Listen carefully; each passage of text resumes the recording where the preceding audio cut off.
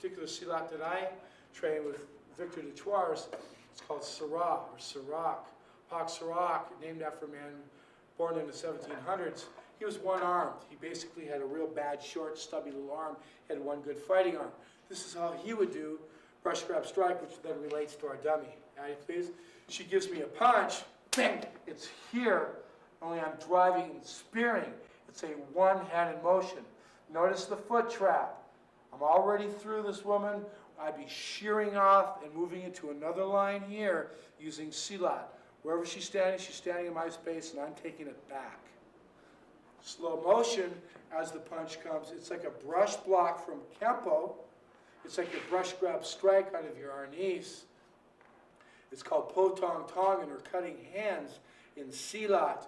When she's coming at me, bang, there's the shot there.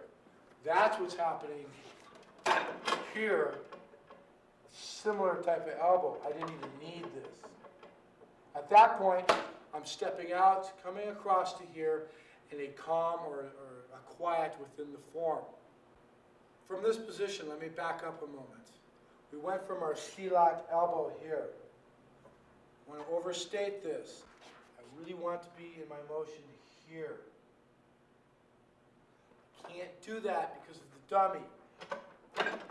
My elbow wants to be forward because it can be a piercing strike into the throat, as well as when we created the collision, when they were running into this as I come up through it.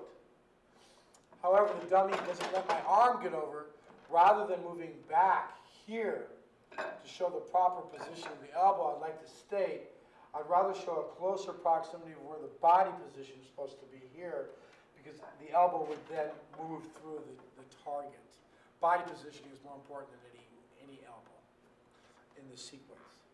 From here, I'm stepping back and coming around to here. What that is, it's a natural pause within the set, but it also has martial application. That's your putar kepala.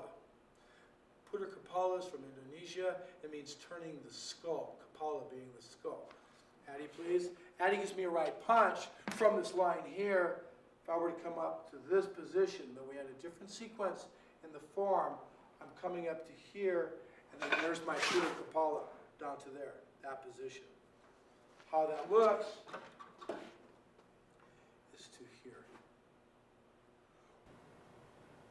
From this position, our supported buji, our Wing Chun silat connection. Driving up and through to our opponent. Shifting, arm break, chopping position. Lopping with the right hand.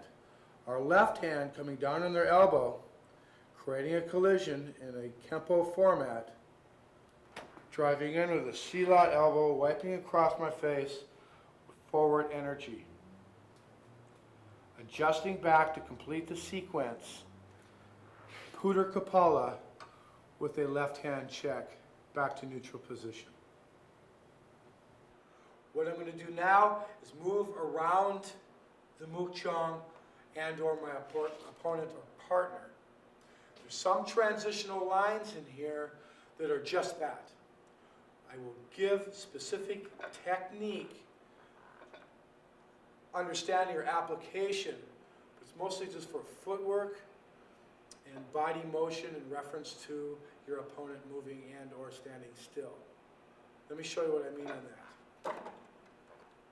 This position here, back to the idea before I get to the footwork, let me back up a moment again, where it's all relationship, it's based on your reference points and understanding the ranges of unarmed combat. Kicking, punching, trapping, grappling. We're into trapping, different ranges, back to the beginning. Just to keep you on your toes, or if you're sitting down on your ass, right from here, it looks as though I am at the end of her punch. Addie, please. Relative to this dummy, it looks like I'm here. Could I be there? Absolutely. Am I there? Sometimes. Where I can be when she punches, I'm really right here. Some of the time. That's from your Penjak Silat, understanding your depth perception. What I'm going to do now, my left foot stays forward, pointing towards the opposite point on my square, which we went over in our footwork. From here, I'm doing what we call a gansao from Wing Chun. I'm going to cut right through here on this powerful line. This is a powerful structure. As I do that, I'm going to drive low here. I'm expressing more of a Wing Chun line. My footwork, notice my footwork on this next particular sequence. My right foot's going to step first. My left foot is going to whip around and follow it in a slow half-speed sequential move. This is my footwork. To learn this form, the footwork is essential. As in all forms, this has a functional application. I am stepping now with my feet, 1, 2, following behind. This position where I'm in, I'll mirror image you at this point. I'd be in this position here. It's the same body position as when I'm here, or reversed back to here. It's always the same position. When I do Juru 1, it's the same body positioning. That's a critical reference point if you want to take the space that your opponent has stolen from you back. Where I am is here. I was in this position. We come back, natural pause, hit. My next motions, I'm going to move around. It's nearly the mirror image of our 3, 4, 5 strikes. Over to here.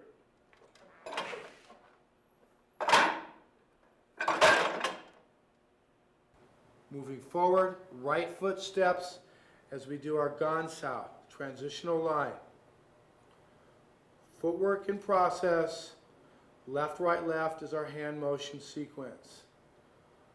1, 2, 3. Note the body position, consistent throughout our form. At this point, long range buji as we zone to zero pressure using a Filipino format line. Shifting into our long range lop with the right hand chop. Creating a collision again, this time pulling on our opponent's limb, catapulting ourselves into the collision. Silat elbow, body positioning. Once again, stepping back, utilizing the Puder Kapala potential at that point.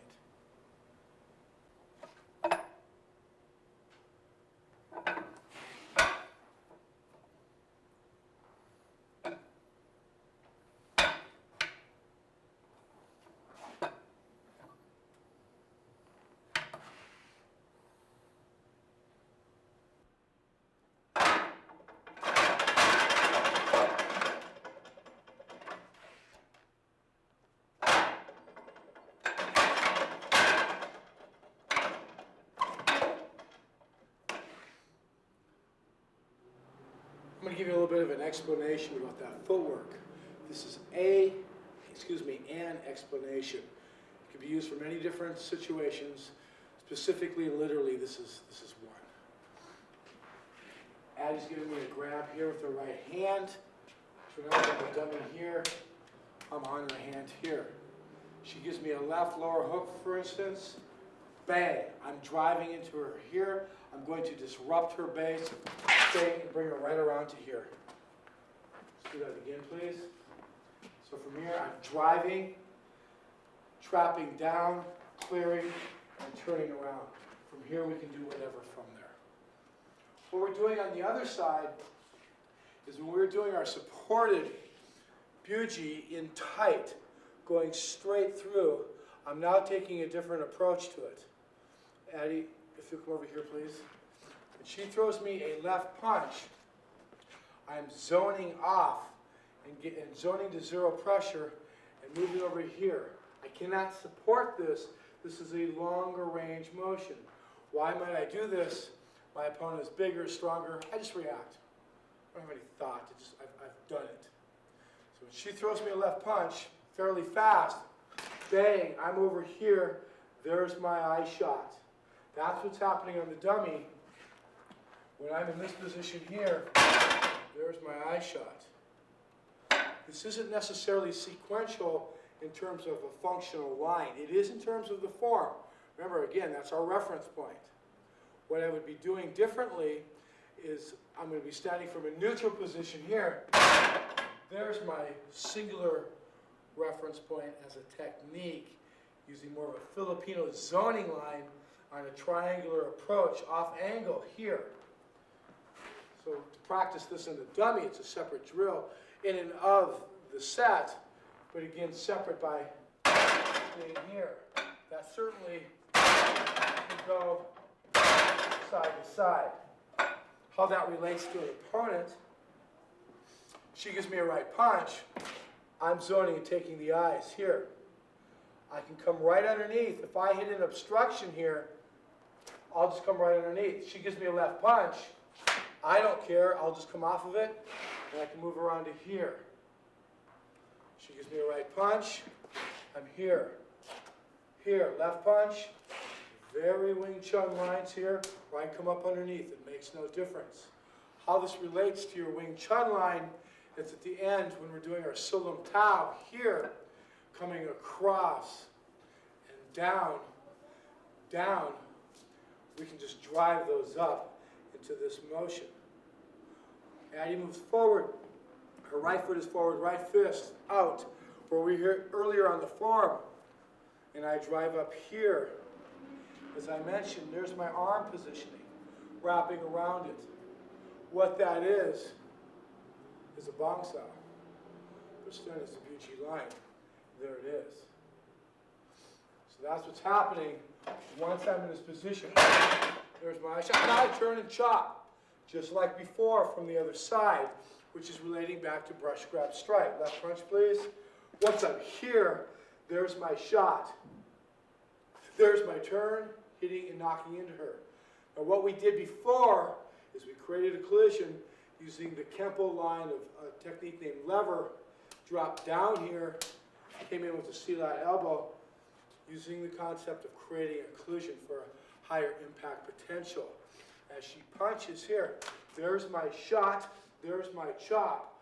Rather than using this, because maybe her arm's turned, whatever, I'm going to pull her and wing her on the way through. It's kind of like see ya. Come on back. That may be like an exiting line out of a room. She punches, boom, I'm taking her there, there's jump, boom, I'm going to wing her right into her and lean forward. That's what we're doing on that particular line. And here, chop, through, right back to this position. Mirror image, that was your Puder Kapala on the opposite side.